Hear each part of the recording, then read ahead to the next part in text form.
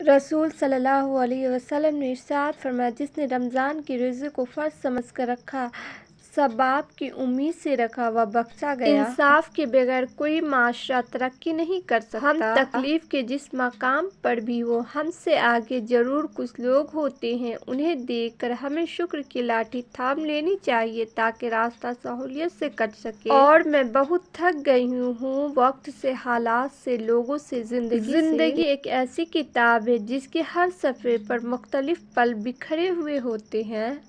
باپ کے زندہ رہنے تک ہر بیٹی شہزادی ہے۔ یا اللہ، اگر میں آپ سے دور ہونے لگوں تو مجھے اپنی طرف عمدہ انداز میں واپس لے آئیے۔